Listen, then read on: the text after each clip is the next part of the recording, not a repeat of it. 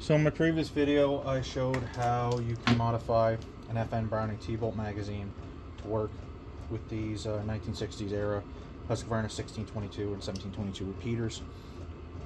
This, just by filing that down a little bit, it locks perfectly into an early pattern gun. That one in particular is around the 8,000 serial range. With these later patterns, you are going to have to mill a notch in the back. It's just slightly different geometry with the release mechanism.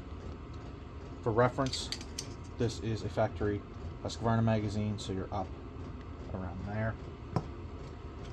For these, from the top of the back wall to the bottom of that notch, we are at 8.5 millimeters.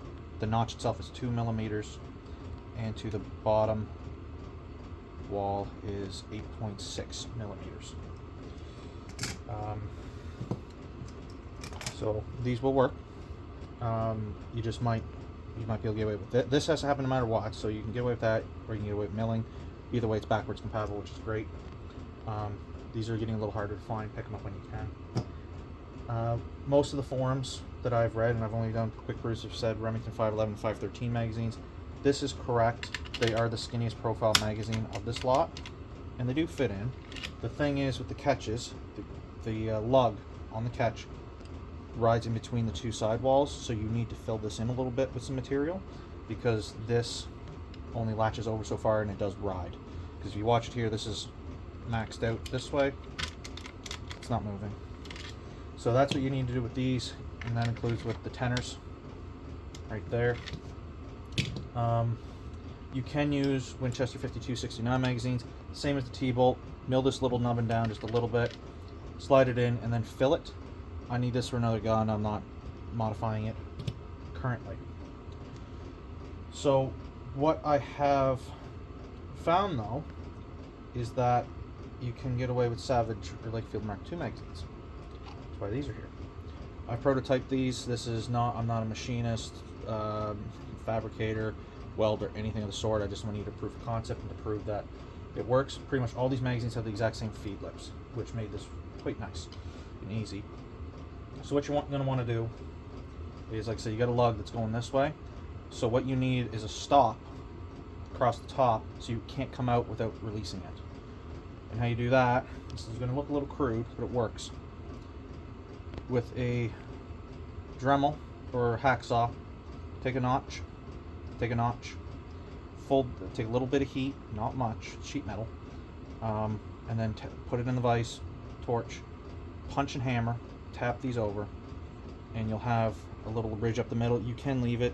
I found it a little sloppy, so I just put a couple of tack beads in here and then filed them flat just to hold it rigid.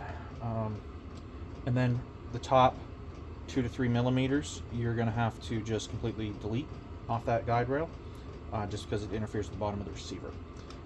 If you're wanting to get this quite hot, you have to take the follower out. It is made of plastic. It will melt and warp. If you just put a little bit of indirect heat, just kind of shooting it over top, just get a little gray, it'll bend over nice, don't have to worry about it, and then you're not going to screw up the stamping tabs. And these click, and there is a little tolerance, but that's it.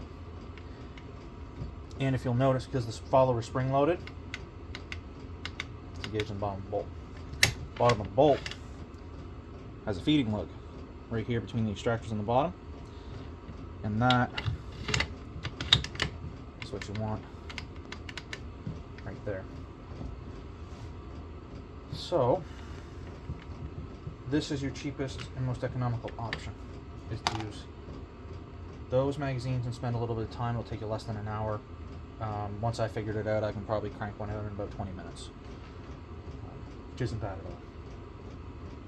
For reference,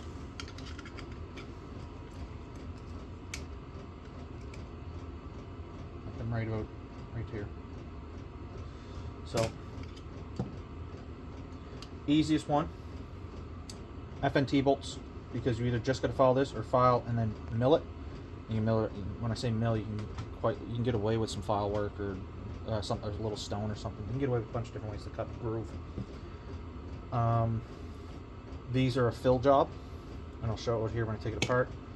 This is a cut and optionally fill. If you don't want to weld, because it was just a MIG on low heat, you could probably get away with some JB or some type of epoxy, because you're just filling that groove up and then flattening it out. Just in theory, just a thought. So with these, and while I'm doing this, I would like to give a big thank you to Inner Surplus for sending these rifles with my most recent shipment. They are great to deal with and are adding stuff every week now. Also, if you haven't checked them out yet, make sure you sign up on BrassNet. It is a buy gun owners for gun owners social media platform with an integrated marketplace. You can communicate between individuals, dealers, coordinate shows.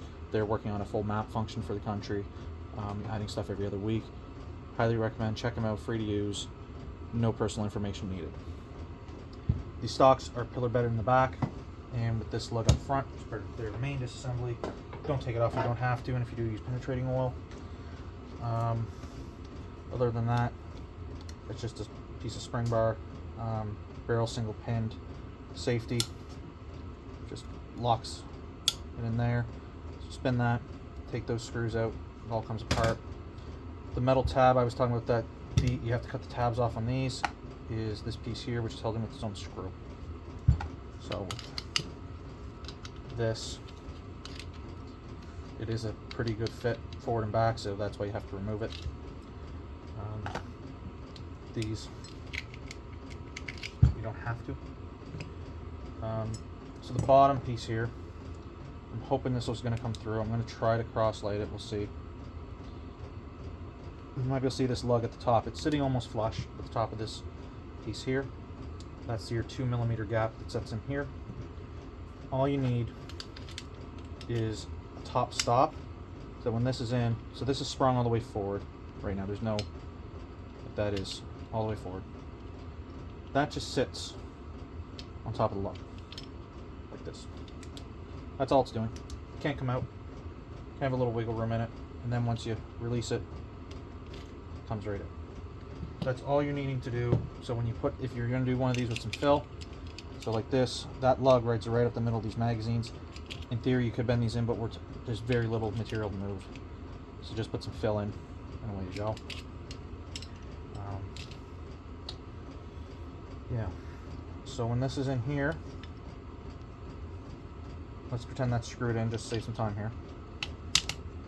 Make sure that that is pushed up against the bottom of the bolt before you cut this, so cut the top lip off there a little bit.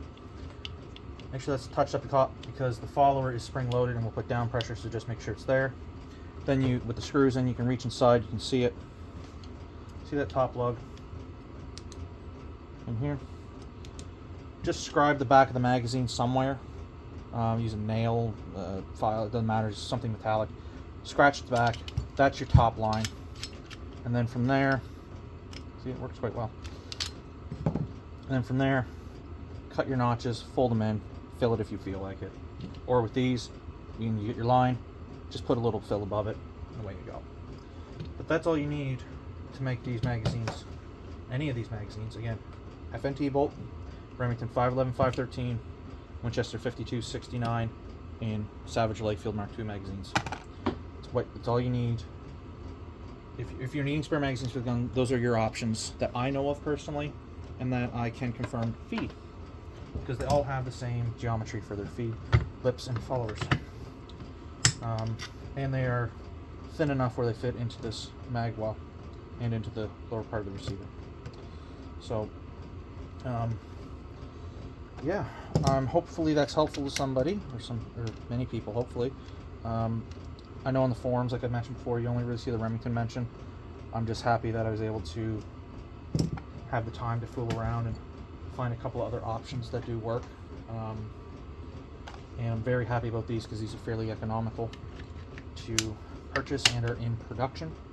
So that makes it a very nice and affordable option, and most people with just a little workbench can make them work. So anyway, hope this helpful. Give a like if it was, or at least interesting, and have yourselves a great one.